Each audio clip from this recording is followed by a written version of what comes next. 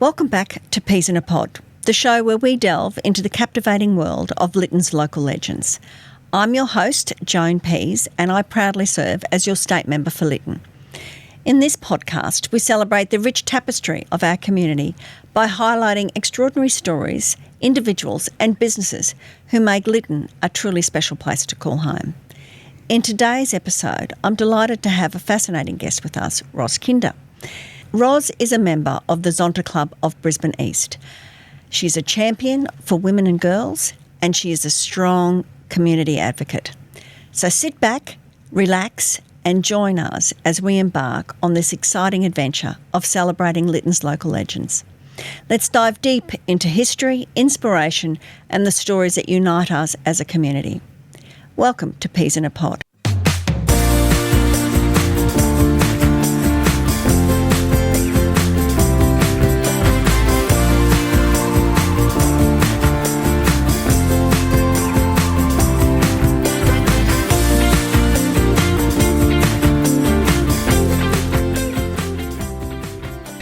And Ros, welcome. Thank you, Joan. It's lovely to be here. It's great to have you. Thank you very much for everything that you do for our community. I love the community. I was born and bred here. I know, you were telling me. So you were born where? St Kilda Hospital. My goodness, that's great. It was great, and I've lived here most of my life and always said I'd come back to Wynnum. And where did you go to school? The wonderful Wynnum Central State School. And high school? Wynnum State High. Wow, you certainly do have a strong connection to the community. Yes. I lived here for the first 21 years of my life. Right. And came back. Came back. It certainly is a lovely place to live, and you would have seen lots of changes then, no doubt. Heaps of changes. Some happy with, some not so happy with. But the community is still the same. The people are still the same. It's interesting, isn't it, that it is that community spirit doesn't really alter, even although the demographics might change. Once people come here, they realise that they're part of something really special and they want to embrace it and be part of that. And it's amazing to me how many come back. They might leave the area, but they come back because Wynnum is special. This whole area is special. It's beautiful. You've got the bay, you've got the shopping, and the growth is really great to see. And it's good to see new people come in as well. That's right, and to embrace our beautiful Bayside community. Oh, yes. We are a very giving community, and that's what we're here to talk about today is your involvement with Zonta. So how long have you been involved with Zonta? Since 1991. Wow. That's a long time. Long time. So what is Zonta? Zonta is an international service organisation, and its mission is to empower women and girls and build a better life for women and girls. So we concentrate on projects that will do that. They could be local projects and also international ones, which are run through our international organisation in Chicago. Wow. But funds we raise, 2/3 are spent locally, which is really good. Like we do scholarships for disadvantaged girls leaving grade 12, and we support them for 3 years as an encouragement to continue tertiary education. We get them back to a club meeting each year to hear how they've progressed, and it's wonderful to see the growth. They come the first year and they're nervous and they don't know what to do. By the time they're here the third year, they're confident, they're about to graduate or they've just graduated, and the growth is incredible. That's a wonderful initiative. And how do you find the young women that are involved in that? We let the schools find them. We don't have anything to do with the selection. We think they know their community. One is for a young woman or young girl that's either a migrant or a refugee, and the school picks her. And the other one is for a student that has got some social or economic disadvantage. The girls don't know they're getting the award until the awards night. So sometimes the schools have to go to great lengths to actually get them there. And the reaction is, it's overwhelming. I mean, I had one father, he was a sole parent, and he just cried and said, I didn't think my daughter would ever be recognised like this. And that just makes you feel so good. And what a wonderful way to support and encourage a young woman. Oh, yes. It's Set important. her up for life, really. Well, we hope we're doing that, yeah. And you do also do a lot of work in the domestic and family violence space as well. That is one of the key service projects for Zonta. It's an international project, and certainly at my club level, yes, we do a lot. We support a women's refuge, 6 women and their children, and we've done that since the 1990s. Just continue that. We sponsor the printing of, or part sponsor the printing of safety cards that can be given to women fleeing domestic violence situations, and it has all the service numbers that they can ring. What else do we do there? Well, I'm just trying to think what else. The Love Bites program? Oh, Love Bites. Thank you for that reminder. How could I forget it? Love Bites program is a program for students from grade 7 through to about grade 11, and we raise funds and train facilitators in the schools to run that program. NAPCAN, the National Association for the Prevention of Abuse and Child Neglect, they are the ones that conduct it. They developed it. It's research-based, so it is a very well-recognised program. It was mentioned by Dame Quentin Bryce in her report. Education Department support it. They can't support it on its own, but they're quite happy Endorse for it. us. They endorse it, yes. So we do a lot of Love Bites training. And is it for girls and boys, the training? Girls and boys, absolutely. And what's it about? Is it respectful relationships? It's to teach the respectful relationships and how to say no. At the end of each program, they do an activity of what they've learnt during the program. And some of the things these students come up with are just amazing. They'll do hip-hop songs or a little play or artwork. And some of the schools then have art exhibitions where they auction off the artwork and raise funds for continuing the program. Oh, isn't that wonderful? Yeah. Great initiative, and It's great to wonderful. encourage the students to participate in growing it as well. Oh, yes. The students give very, very positive feedback.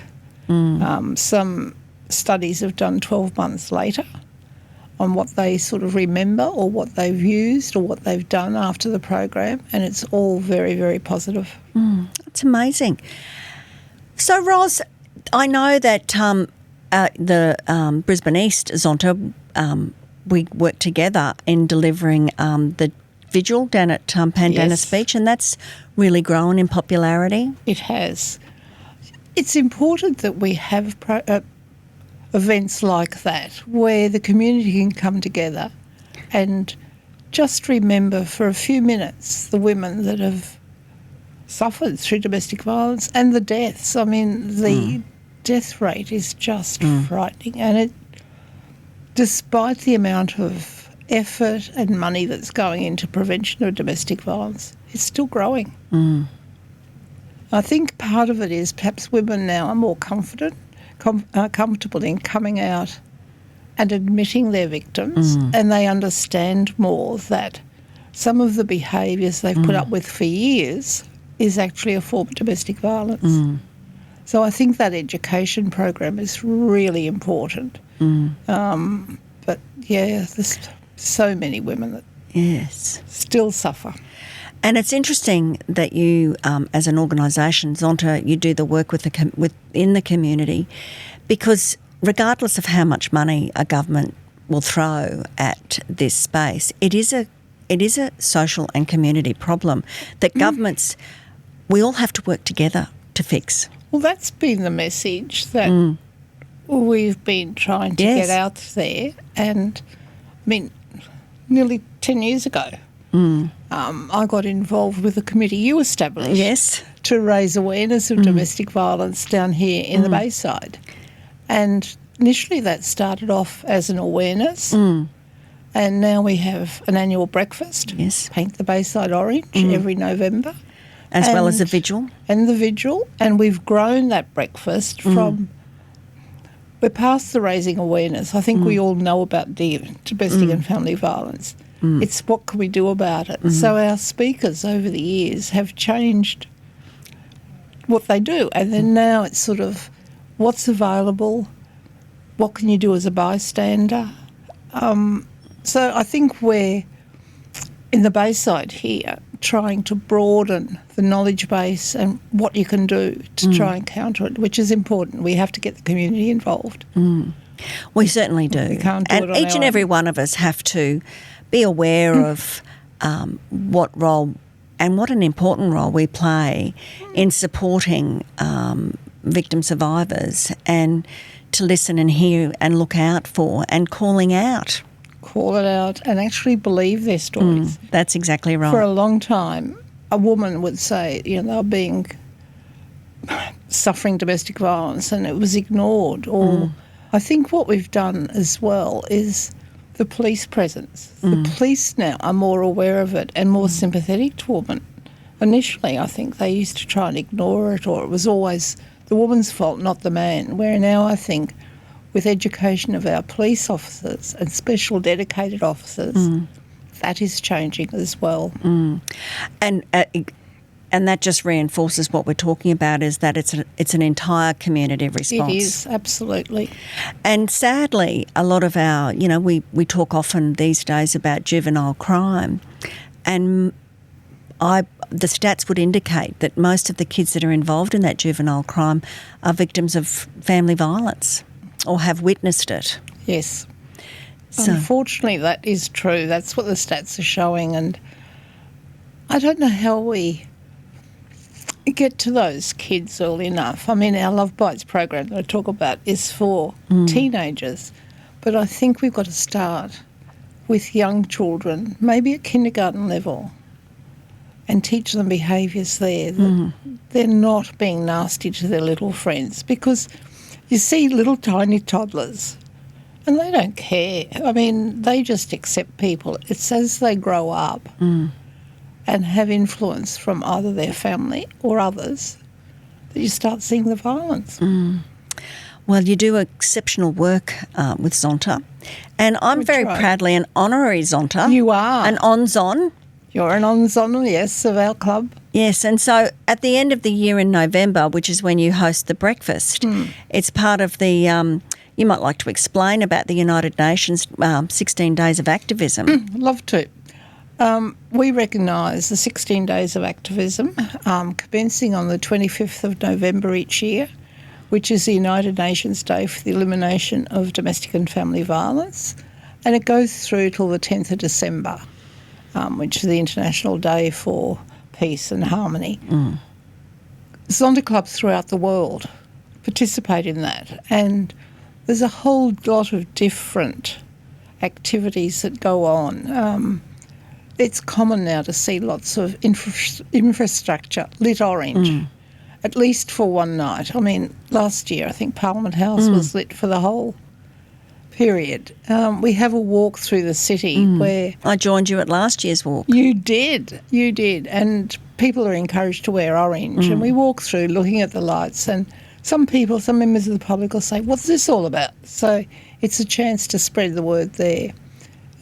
Clubs have lots of functions, like our breakfast. Yes, and it's been very successful. It's grown significantly. It's grown, and hopefully this year will be even bigger success. How many years is it that you've been doing it now? Our 10th in 2025. Our 10th year. Well done. So exciting. This is our 10th anniversary of it. From little steps. Big things grow. That's right, and it was only a tiny little breakfast, I remember, with some fruit and... The first one was, yes, and it's been great, and we've had some people come to that breakfast for 9 years, and I'm sure they'll be here at the 10th one. Well, and that support from those members of the community is just incredible. They obviously enjoy it. They're learning things, and it's great to see them every year. They're like old friends now when I see them. Well, that's right. And the great thing is too that we're getting industry and business involved as well, where they're buying tables, and we've heard from Transdev, I think it was. They talked about one year they had a table and they had given some time off for domestic and family violence leave for some of their staff. They were one of the leaders in that, in giving D and family violence leave. And they supported us. They wrapped a bus. They wrapped their cars. Great. And all that just gets the message out there to the wider public, which is good. That support's good. We have big banners we hang everywhere. Yes. And orange ladies. Orange ladies and orange kids. Yes. Do we have an orange cat? I seem to recall we've seen an orange cat. I've got an orange cat and an orange dog. So because pets are also victims. Oh, of course. They really are. A lot of women will not leave the home situation because of the pets. That's why it's important the RSPCA have a program now to look after them. Oh, I didn't know that. That's wonderful. It's short term, but at least they will Some take comfort. them till the woman gets settled somewhere and can have the pets with her.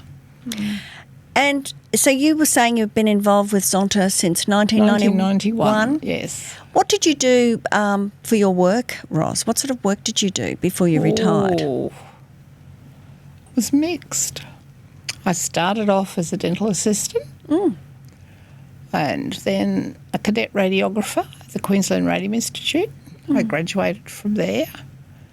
I then moved to Germany and lived in Germany for 2.5 years and worked for the American Army, which was a real experience, mainly because even though I had done a 4-month language course, as soon as I went to the German workplace area to get a job, they said, oh, no, you go work for the American, you speak English. So I went there for 2.5 years, came back as a radiographer, and then I became an industrial advocate for a public sector union, then moved to government and was the executive director for human resources across the public sector. Wow. Then retired and became a consultant. So you've had a very interesting career. It's been a wonderful career, Joan. I don't regret any of it. I've learnt a lot. I've met some tremendous people along the way. Some going back to when I was sort of working initially as a radiographer back in, I think, started there in 66 or something. Yes, well, I know whenever I'm out and about with you, whether it's in here in Wynnum or in the city, you know, thousands of people. There's always people coming up and saying hello. I'm a people person. You very much are. And you've enjoyed your time with Zonta. What's the next plans? I hear that you're the webmaster. What does that involve? A lot of work. Way back in 1998, our club or our district was given some money to set up a website. So we engaged people to set it up, and of course someone has to manage that. So I just somehow or other evolved into that position, and I've been there ever since. So 25 years later, I'm still their website. We've just set up an organisation as a part of Zonta called Zonta Australia, which picks up all of Australia, and it's all the districts there.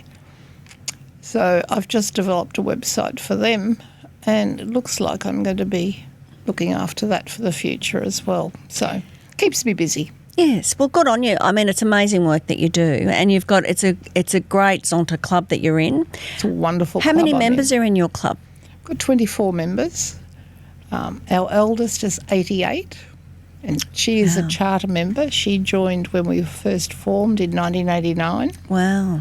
Absolutely wonderful lady. And our youngest in her mid-20s.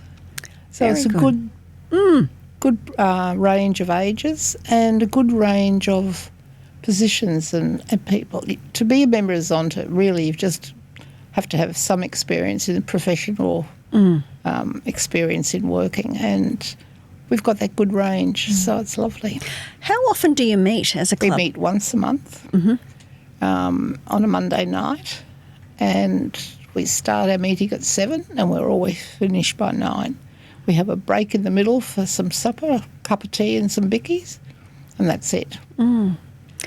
Well, I'm sure that some of our listeners might be interested in joining, so we'll include some information about how to get in touch with you. We'd love to have members, new members, and we're always open. And come to a meeting. You don't have to join. Come to a meeting and see what we're about, and then you can make up your mind whether you want to join. Yeah, no, well, it's a great group of women, and it's a good organisation. I congratulate you on everything you've done. Ros, thank you so much for coming in today. Thanks for having me, Joan. It's an absolute delight. It's lovely working with you. Thank you. I enjoy it as well. Thank you. Thank you. So thank you for joining us on this captivating journey through Lytton's local legends. I hope you enjoyed our insightful conversation with Ros. If you've loved this episode, please make sure to subscribe to Peas in a Pod. so you never miss an opportunity to discover more captivating stories of the extraordinary individuals who have made Lytton the vibrant place it is today. We'd love to hear your feedback and suggestions for future episodes, so please feel free to reach out to us on my social media or through my website. Remember, it's your engagement that keeps this podcast alive and thriving. Join us again next time as we continue our mission of celebrating the unsung heroes, the trailblazers and the fascinating stories that make Lytton a truly special place to call home. Until then, stay curious, stay inspired and keep celebrating the legends in our Bayside. This is Joan Pease, your host, signing off.